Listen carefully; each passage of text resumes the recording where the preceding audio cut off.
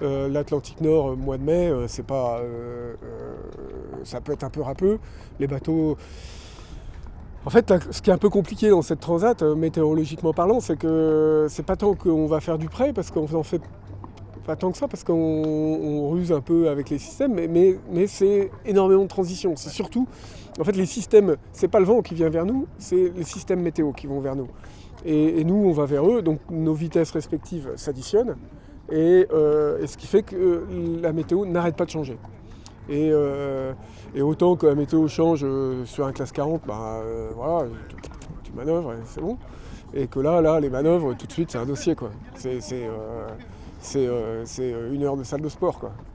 Alors, en fait, une option, c'est pas le début de l'option qui compte, c'est la fin. C'est à la fin qu'on compte les bouses, hein, c'est à la fin qu'on a gagné. Donc on ne peut pas savoir, même avec la précision de nos modèles météo, en prenant une option un peu radicale, on ne peut pas savoir si ça va passer ou pas. Enfin, il y en a dont on sait que ça ne passera pas, mais il y en a où on peut se poser la question.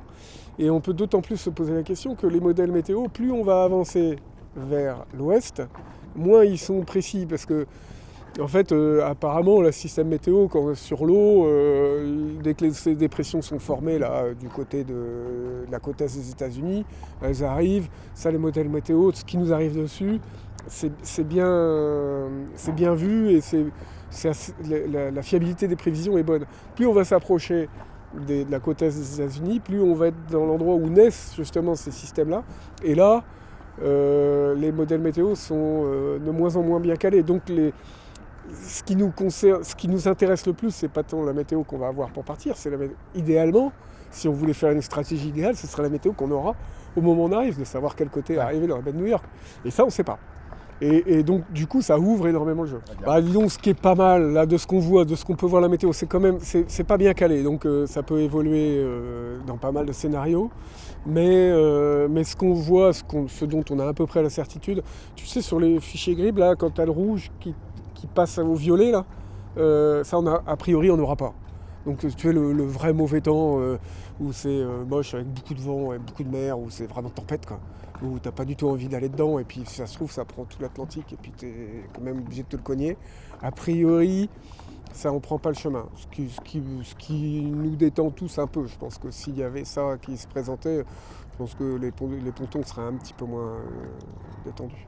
On est dans l'histoire de la course au large, dans l'histoire moderne, et à la fois dans l'histoire et dans l'action. Enfin, c'est un côté quand même assez marrant, c'est qu'il y a un côté historique, parce que bon, ça commence à remonter une cinquantaine d'années, tout ça. Et puis quand on voit le chemin parcouru, notamment par les bateaux, c'est vraiment presque de la préhistoire. Mais c'est quand même de l'actu, quoi. C'est là, il y a encore des contemporains qui nous racontent des histoires. Donc et puis nous, là, le fait d'être acteurs, aujourd'hui d'être acteur de cet événement-là, moi je suis très flatté.